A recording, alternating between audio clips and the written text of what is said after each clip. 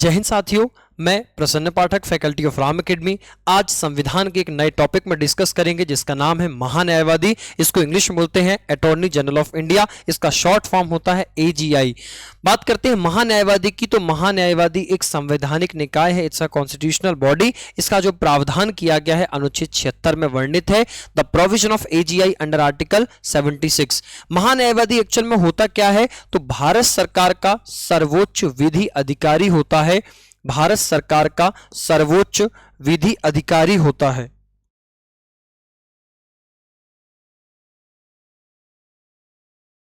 भारत सरकार का सर्वोच्च विधि अधिकारी होता है।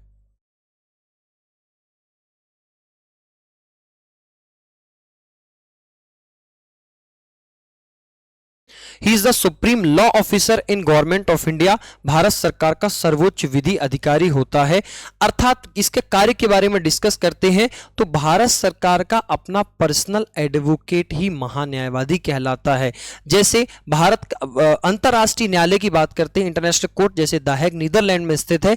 फॉर एग्जाम्पल कनाडा गवर्नमेंट ने यदि गवर्नमेंट ऑफ इंडिया के खिलाफ में कभी केस किया तो इस केस में भारत सरकार की ओर से ना तो कभी राष्ट्रपति जाएगा ना तो कभी प्रधानमंत्री जाएगा। इस केस में हमेशा महान्यायवादी जाता है, AGI जाता है। बात करते हैं इसकी एलिजिबिलिटी क्राइटेरिया की, इसकी क्या क्या योग्यता होना चाहिए। इसकी एलिजिबिलिटी सबसे फर्स्ट पॉइंट होता है भारत का नागरिक हो, be the citizen of India.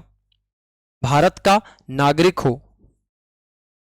Second point, supreme court के जज के बराबर योग्यता होने चाहिए, equivalence to the eligibility criteria to be the जज इन सुप्रीम कोर्ट। और तीसरा पॉइंट होता है राष्ट्रपति की नजर में विधि का ज्ञाता हो, knows the law in the eyes of president. बात करके इसके अपॉइंटमेंट की, इसकी नियुक्ति की, नियुक्ति कौन करेगा तो आपको मालूम होना चाहिए, केंद्र सरकार का अधिकारी है इसलिए अपॉइंटमेंट करेगा इसका राष्ट्रपति मतलब प्रेसिडेंट।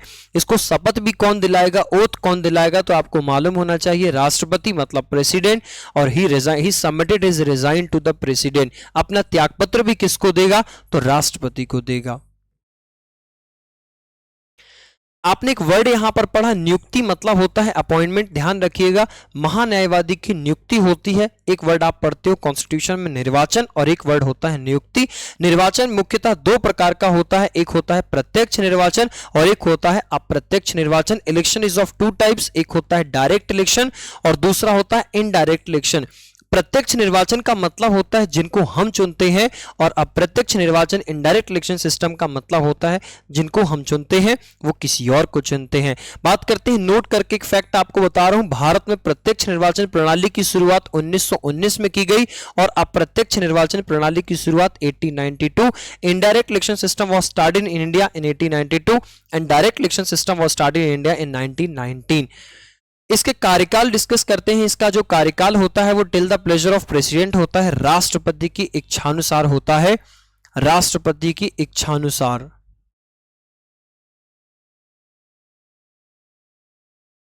राष्ट्रपति की इच्छानुसार अर्थात till the pleasure of president.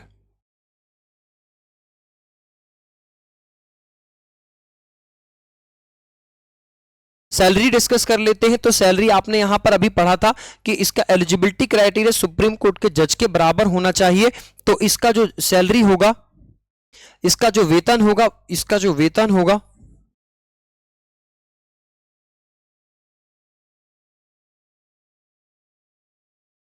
वेतन जो मिलेगा वो भी सुप्रीम कोर्ट के जज के बराबर मिलेगा। इट मींस 2,50,000 रुपीस मिलेगा, 2.5 लाख रुपए इसको सैलरी मिलेगी। बात करते हैं आर्टिकल नंबर 88, बहुत इंपॉर्टेंट आर्टिकल होता है इसमें, आर्टिकल 88 अनुच्छेद 88।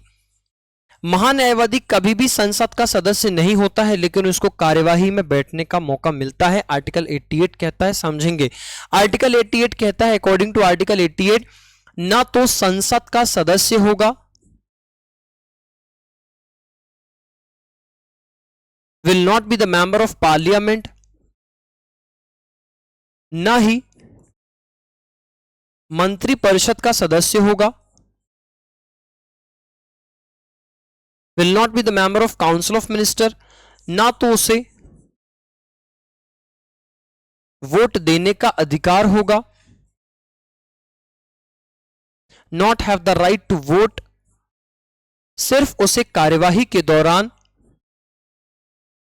सिर्फ उसे कार्यवाही के दौरान बैठने का अधिकार होगा। He only has the right to sit during meetings, he only has the right to sit during meetings, article 88 कहता है। एक आर्टिकल आता है, आपको बता दें, आर्टिकल 105, अनुच्छेद 105 कहता है कि महान्यायवादी संसद में बैठ सकता है, अर्थात महान्यायवादी को संसद के सदस्य के अनुसार विशेषाधिकार प्राप्त होता है।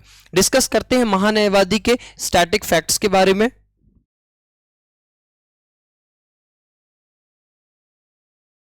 तो प्रथम महान्यायवादी डिस्कस करते हैं, फर्स्ट एजीआई थे, उनका नाम था एमसी सित्तलवाड़।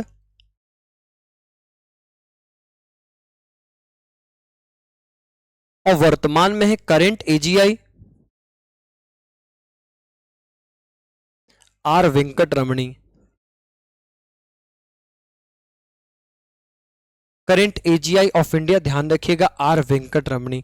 ये था आपका छोटा टॉपिक महान्यायवादी। इसके बाद हम डिस्कस करेंगे महाधिवक्ता के बारे में। आपसे डिस्कस कर लेते हैं कुछ की पीवाईक्यू के बारे में, प्रीवियस ईयर क्वेश्चन को लेकर, कि क्वेश्चन पूछा गया था सबसे फर्स्ट पॉइंट कि महान्यायवादी का प्रावधान किस अनुच्छेद में किया गया है। तो आपको मालूम होना चाहिए इसका जो प्रावधान है आर्टिकल नंबर 76 में किया गया है।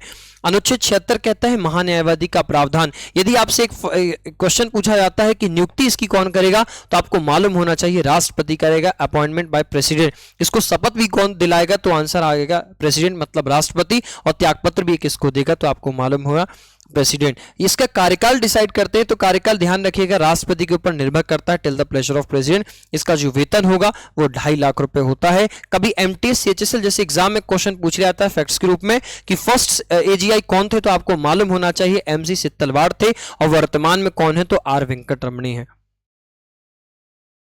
Thank you. इसके बाद हम मिलते हैं नेक्स्ट वीडियो में महाधिवक्ता के साथ। थैंक यू, जय हिंद। कितने मिनट का गया?